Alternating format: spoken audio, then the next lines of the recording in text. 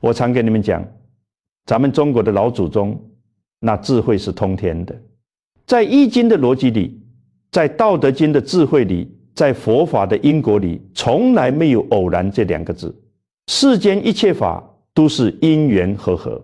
你为什么偏偏生在张家，不生在李家？你为什么偏偏是这个月这天生出来，而不是晚2天？这里面没有秘密，全是你自己挑的。你的农历生日根本不是一个简单的日期，它是你前世的结案陈词，是你那个灵魂在轮回流转中盖下的那个红印章。大家回忆一下你身份证上的那个日子，把它换算成农历。很多人只知道过生日要吃蛋糕，要收礼物，却不知道这个日子其实是你上一辈子离开这个世界时，根据你一生的业力，为你这一辈子入场挑选的一张门票。在佛法唯识学里头讲得非常精细。人死之后身体坏了，但是那个神识，俗话讲灵魂，我们叫中阴身，它没有死，它就像一个在这个虚空里飘荡的磁铁。它在飘什么呢？它在找它的缘。这就好比你进大观园，有的人喜欢看花，有的人喜欢看戏，有的人就盯着那个吃的。你的习气是什么，你就被什么东西吸过去。所以当你的父母在交合的时候，那个瞬间正好那种光，那种气场跟你前世积累下来的那个业力磁场啪的一下对上了，你就入胎了。这叫什么？这叫感应道交。所以你出生的那个时间节点，无论是哪一年哪一月，正是天地间某种气运和你内在业力最咬合的一瞬间。如果你们觉得我讲的让你觉得有道理，请花1秒钟的时间，点一下那个订阅关注的按钮，再给这个内容点个赞。在评论区里，大家可以留下一句福运将至。这不仅仅是支持我，更是在为你自己种下一个善的念头。在这个正能量的磁场里，咱们几万人几千人互相加持，那个力量是很大的。民间常常讲看农历月份知前世，很多人以为这是迷信，是算命先生瞎编的。其实这背后有极深的义理。虽然佛法不主张大家去沉迷算命，但是《三世因果经》讲得很清楚，欲知前世因，今生受者是。我们要想知道前世种了什么因，你看你这辈子受的什么果就知道了。这哪里需要神通？这就是逻辑，这就是科学。就好比你看到地里长出来的是个西瓜，你就晓得去年种下去的一定是西瓜籽，绝对不会是芝麻。我今天要把这12个月份一个季度一个季度的给你们掰碎的讲，但我先要把丑话说在前头。我今天给你们讲这个农历出生月看前世，不是为了让你们听完了以后坐在那里叹气，说完了我上辈子是个坏人，这辈子没救了，或者沾沾自喜，说老子前世是个大善人，这辈子可以躺平了。如果你们抱这种心态，那这堂课就白听了，甚至还要造业。我们看清前世是为了知命，然后才能改命。你知道自己背囊里装的是什么旧货色，是金银珠宝还是烂铜废铁，你才晓得这辈子该怎么修行。烂铜废铁我们赶紧把它炼化了，忏悔掉。金银珠宝我们要把它拿出来布施，去换更大的功德。这才是我们今天谈这个话题的根本目的。来，我们先来讲讲这个春季档，也就是农历的正月、2月、3月还有4月。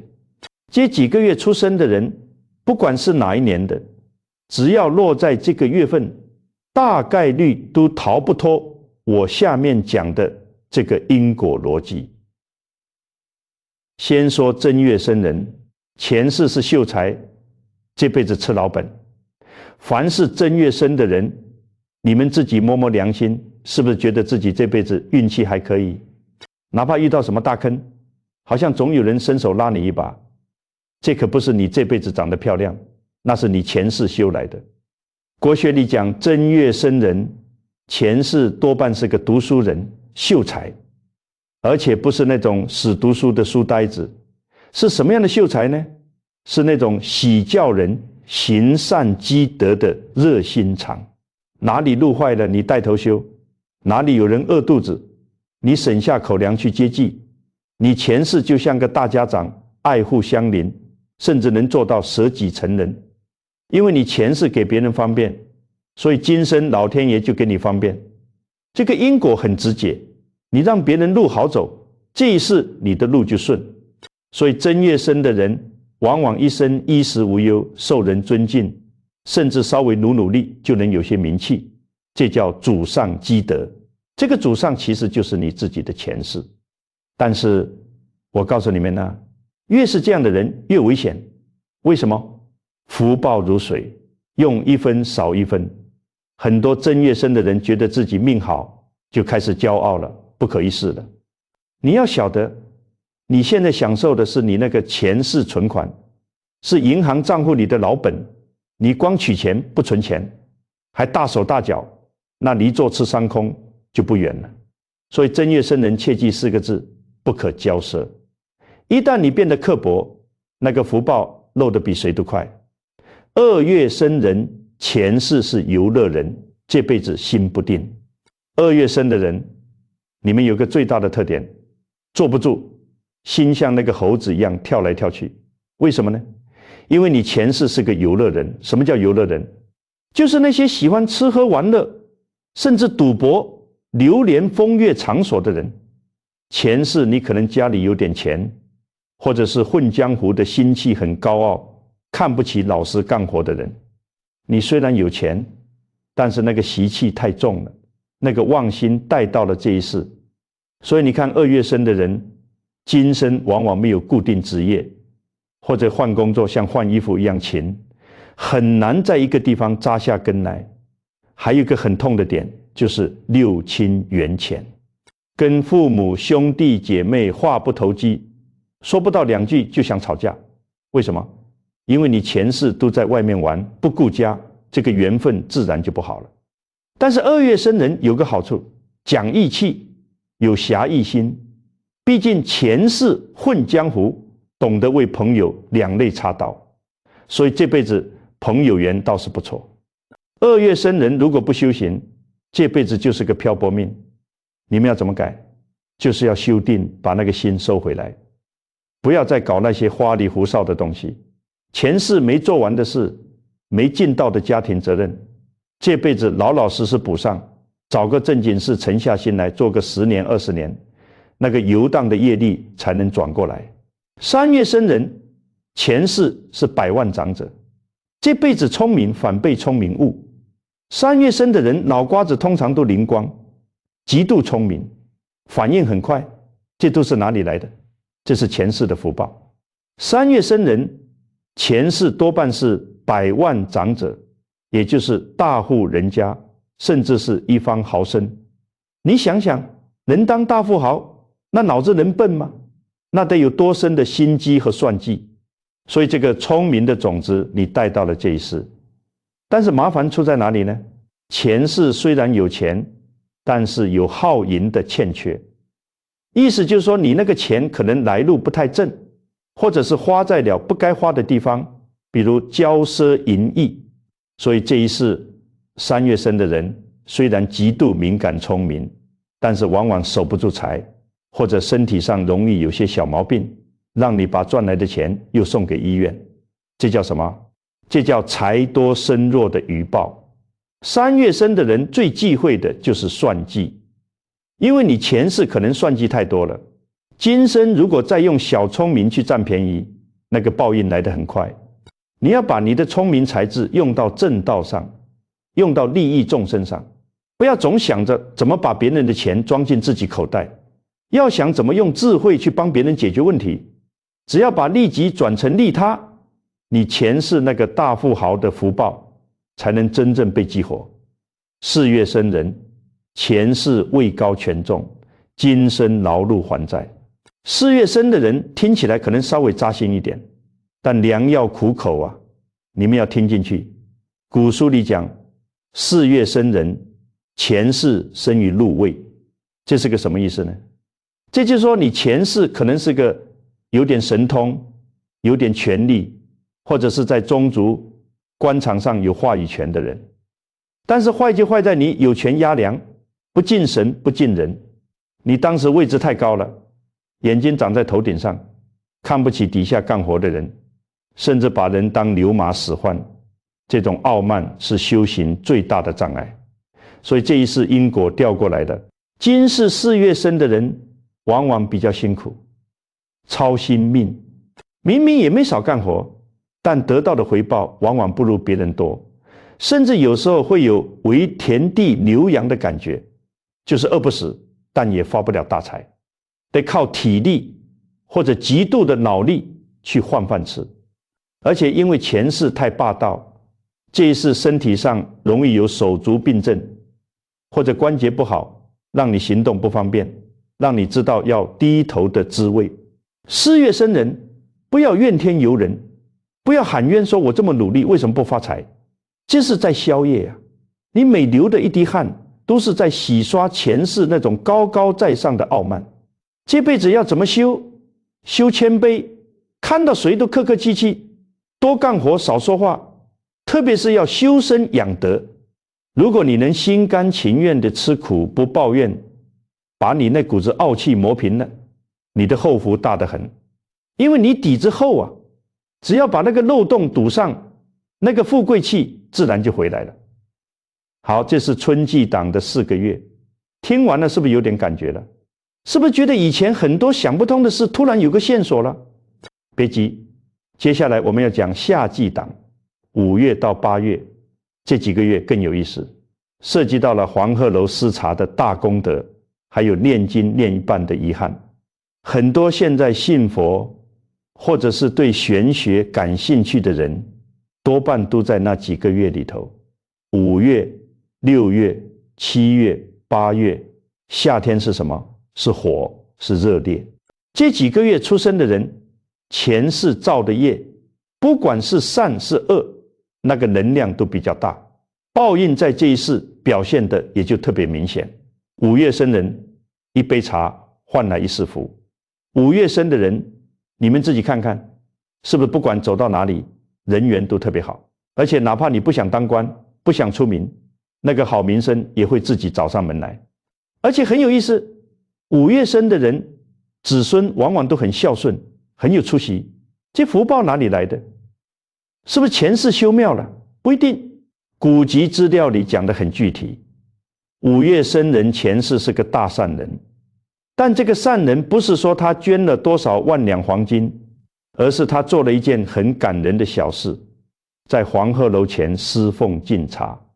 你们想那个画面，大热天，黄鹤楼前人来人往，都是赶路的，做苦力的。你前世就在那里摆个茶摊，来，喝口水，不要钱。你就这么天天守着，看着别人解渴，你心里高兴，这就叫无相布施。你对那些陌生人都像对亲人一样忠厚以礼。我告诉你们，佛法讲舍易得万报，你前世解了众人的渴，这一世老天爷就解你的难。所以5月生人，这一世受人恭敬，而且出好之后丁子孙。你的孩子为什么好？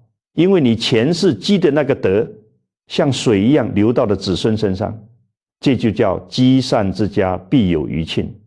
5月生人，你们这辈子最大的任务就是保持，千万不要觉得我现在有福气了，可以翘尾巴了。你那个茶摊的精神不能丢。现在虽然不用你去黄鹤楼摆摊了，但在公司里，在社会上，多给别人哪怕一个笑脸，一句暖心话，这都是在续你前世的那杯茶。6月生人，富贵生子，却有个致命伤。6月生的人情况就复杂一点了，这叫福祸相依，非常有代表性。6月生的人前世多半是家财万贯的大户人家，而且难得的是你不是为富不仁，你是常施财物，喜欢救济穷人孤独的人，所以你那个布施的功德是实打实的。但是注意听，因果是极其精密的，绝不会算错一笔账。你在行善的过程中出过一次大纰漏，误给食物，与人中毒，可能是你没注意那个馒头馊了，或者那个药弄错了，结果好心办了坏事，让人家吃坏了身体，甚至送了命。所以你看6月生的人，这一世往往富裕，不缺钱花，也受人尊敬，这是你布施财物的果报。可是呢，身体上往往有个大隐患，资料里讲居带神经病或中风性致病忧，就是说你容易得那种神经系统的毛病，或者是中风偏瘫。为什么？因为你前世让人家中毒，让人家身体不受控制，这个力的反作用力这一世就弹回到你身上来了。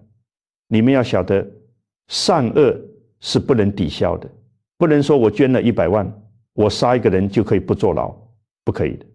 捐钱有捐钱的福报，伤人有伤人的恶报，两笔账分得清清楚楚。6月生的人如果有这方面的身体隐患，不要怕，此事要继续行善，并且要专门针对这个病业去忏悔。怎么修？多放生，多照顾病苦的人，把那个伤害众生肉体的债，用爱护众生肉体的行动还回去。7月生人，前半生磨刀，后半生切菜。7月生的人有点像我们说的大器晚成。7月生人前世根基很深，是信仰宗教、诵经礼佛的人。你们前世就是修行人，你拿着佛珠，嘴里念着经，心里装着佛菩萨，这个种子种得很深。但是为什么这一世少年多受辛苦磨难？你们要懂，这叫佛祖的考验，也叫消业。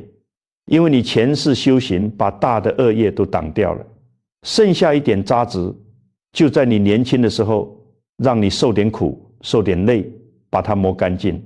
所以7月生人年轻时往往怀才不遇，或者家庭环境不好，但是别急，只要你熬过那个劲儿，至中年交来，自然受人提拔。到了中年，你前世修行的那个福报种子就开始发芽了，事业顺了，妻贤子贵，家庭也和睦了。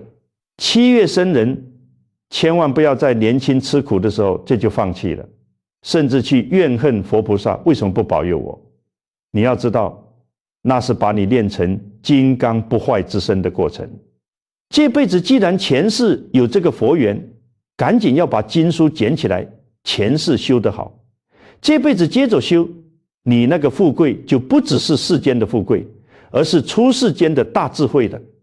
8月生人聪明反被聪明误，半途而废，最可惜。8月生的人听好了，你们这个案例是给我触动最大的，这是给所有修行人的一记警钟。8月生人前世厉害，会诵10藏经，这是大知识分子或者是大法师，经文背得滚瓜烂熟，道理讲得头头是道，但是只有4个字把你毁了，中途而废。修到一半不想修了，经念到一半跑去玩了，或者发愿发了一半后悔了。还有一个更可怕的，资料里提了一句，前世有毒杀人之生命，这可能是在你退转之后，因为没有佛法管束了，造下了杀业。所以这一世8月生人往往是智人之人，脑子极好使，可是呢，做事常常无有夭折，明明看着要成功了，啪断了，明明谈好的生意黄了。为什么？因为你前世就是个半途而废的人嘛，你种的就是个断头的因，怎么能结出圆满的果呢？而且因为有那个杀业，在这辈子居所迁移多次，飘忽不定，身心不安。8月生的人这辈子要修什么？就修2个字，坚持。哪怕是扫地，你也给我坚持扫10年，哪怕是念一句阿弥陀佛，你也给我念到底，绝对不能再跳来跳去了。要把你前世那个断掉的链子给它接上，同时要多行放生，化解杀业的利器，不然这一世你还是个聪明的一场空。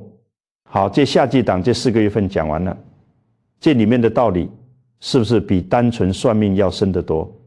他告诉我们，你的每一个起心动念，哪怕是念经念到一半走神了，都会在来世留下痕迹。接下来我们要进入秋冬档，9月到12月。秋冬是什么季节？秋天是肃杀，叶落归根；冬天是收藏，万物归巢。这几个月出生的人，前世带过来的业力往往比较深沉，性格上也比较内敛或者刚硬。特别是这里头有一个将军，还有一个养牛人，这2种因果非常有意思，是典型的善恶夹杂的报应。9月生人，大将军的脾气伤了枕边人。9月生的人，你们自己反省一下，是不是脾气特别硬？那是真硬，又臭又硬。认准了一个理，9头牛都拉不回来。为什么呢？资料里讲的明明白白，9月生人前世是大将军。你想想看，大将军是干什么的？尽忠报国，那是提着脑袋在战场杀敌的。那种环境下，他必须刚强，必须令行禁止，心必须像铁一样硬。这种刚烈之气，虽然保家卫国是功德，但也形成了一种很重的习气，杀伐气。这是你虽然不做将军呢，但那个脾气还在。优点是有独立之气，不求人，骨头硬，到老都受人敬重。但是坏就坏在这个硬上，对妻儿缘分薄。为什么薄？因为你把战场的作风带到家里来了，老婆孩子是用来疼的，不是用来命令的。你那个煞气太重，家里那个温馨的磁场就被你冲散了。所以9月生人往往婚姻不顺，或者跟孩子像仇人一样。9月生的人这辈子的修行核心就一个字：柔。老子讲，专气自柔，人婴儿乎？你能不能练得像婴儿一样柔软？你要学会低头，学会认错，不要把家当战场。如果你能把这个刚化成柔，哪怕只有1分，你后世就是家庭和睦、家财万贯的大福报。否则你就是个孤独的英雄，苦得很了。10月生人，有钱的孤独者。10月生的人很有意思，这是一个典型的先苦后甜的命格。但是中间这层苦主要苦在人际关系上。10月生人前世为人非常忠厚，而且是富贵隐见之人。什么意思呢？就是你前世可能是一个很有地位、很有钱的大员外，或者是专门给朝廷、给大户人家做引进顶尖人才的权贵，你那个忠厚是有的。但是可能因为地位太高，或者是门户之见太深，导致你误与人交际往来，把自己封闭在那个高高的围墙里头了。所以这一世因果就显现了。你很有做生意的头脑，经营30年后自然成富豪，你肯定能发财，因为你前世有富贵的底子。可是兄弟不睦，朋友疏远，你有钱但是没朋友，你有亲戚但是不走动，心里头那个孤独感像秋风扫落叶一样。为什么？因为你前世就在拒人于千里之外，这一世大家也就离你远远的。10月生的人不要光顾着赚钱，钱是身外之物，带不走的，你们要修和。孔子讲，礼之用，和为贵。看到人多打个招呼，赚了钱多请大家吃个饭，分一点利给别人。你把那个高冷的架子放下来，你的富贵才能长久。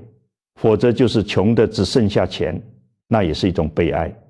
11月生人前世是僧侣，手艺传天下。11月生的人我见到太多了，很多艺术家、工匠、大师或者那种特别安静的技术人才，都是这个月生的。这可不是偶然。11月生人前世是僧侣，是出家人，而且是那种修功积德、慈悲为本的好和尚。他在寺庙里干什么呢？方便为文，可能是在抄经、画壁画、雕佛像，或者是在做一些利益众生的细致活。因为出家人心境那个专注力、定力修得好，所以练就了一身好本事。待到这一世，你就变得安分守己，不喜欢在社会上乱搞，不喜欢勾心斗角。但是你有绝活、善记忆。一方面你的手特别巧，悟性特别高，学什么像什么。为什么说是功克晚年可得尽富尽贵？因为你前世是修行人，不求名利，所以那个名利的果报来得比较慢，它是随着你的记忆成熟自然而然带来的。这就叫花若盛开，蝴蝶自来。11月生人，你们是带着任务来的。既然前世修了那么多功德，这辈子千万不要被花花世界迷了眼。你们最适合走既近乎道的路子。不管你是做医生的，还是搞科研的，把你的技术练到极致，用它来造福社会。这就是在继续你前世未完成的修行。12月生人，卖牛人的眼泪。腊月生的人，这个案例最复杂，也最让人警醒。这是典型的待业往生又回来的例子。12月生人前世是饲牛人，养牛卖牛的。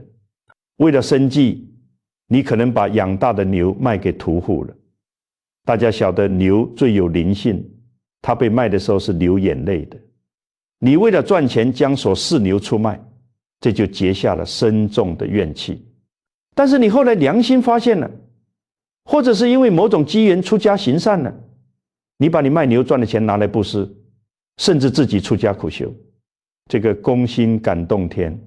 你后来的忏悔心很大，感动了上天，这叫善恶双报。善报是什么？今世足衣，衣食丰富，而且寿命延长，甚至子孙满堂。这是你后来出家行善的功德。恶报是什么？有带眼病之虑。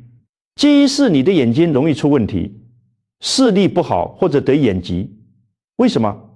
因为牛被杀的时候，眼睛里的恐惧和怨恨，你作为推手，你要承担这个果，哪怕你后来修得再好，这个具体的债还是要还。12月生人，你们要懂功过不相抵的道理，不要以为我做了一件好事，之前做的坏事就没了，那个因果种子还在那里的。这一世怎么解？资料里给的方法很好，多放生。既然前世是因为卖众生肉身而造业，今生就要救众生性命来还债。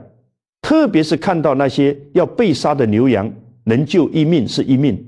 保护好你的眼睛，多看佛经，多看世间疾苦，少看不健康的画面，这就是最好的护眼法。好，讲到这里，12个月的前世密码我们都解开了。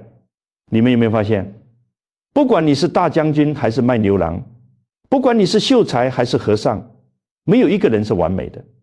每个人来这个世上，都是带着一生的漏洞，带着未完成的作业来的。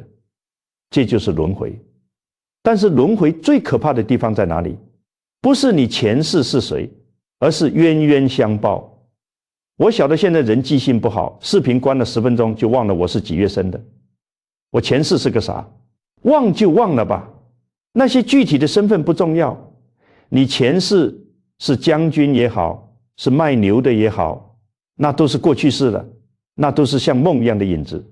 但是作为一个想改变命运的人，今天我讲的这3点核心心法，你死都要给我记住。第一，你的命不是随机的，不要再怨天尤人，不要再问为什么是我。你出生的那个时间就是你前世业力的投影，你今天受的一切苦都是你前世欠下的账，你今天享的一切福都是你前世存下的钱，认账才能消账。第二，夫妻儿女无债不来，那个让你最痛苦的人，像葛居士的丈夫，往往是你前世伤害最深的人。不要去恨，恨就是拿别人的错误惩罚自己，而且还把那个孽缘的绳子打了个死结，要转念，要还债，要像他在帮你消业，你那个心结一开，业力马上就转。第三，改命只有一条路，诸恶莫作，众善奉行。不管你前世是什么命，忏悔擦纸要天天擦，关照保安要天天守，利他肥料要天天施。除了这条正路，其他的神，如果你觉得今天讲的这些东西对你哪怕有一丁点的启发，让你心里那个疙瘩解开了一点点，请点个赞，点个订阅。这不光是为了支持我，这是我们在结一个善缘。你的每一个点赞都在告诉大数据，我要看正能量的东西。你就是在净化你的网络磁场。动动手指，把它转出去，发给你的孩子看，让他知道惜福；发给你的爱人看，让他懂得因果；发给那些正在受苦的朋友看，这叫雪中送炭。最后，请在评论区留下4个字，留什么呢？留水洗功德。我们要用这成千上万条的善念，在这个虚拟的网络空间里，汇聚成一股巨大的正向能量场。凡世间万法皆是因果，希望大家从今往后知命不惧，改命由心。我们下一次因缘具足的时候再见。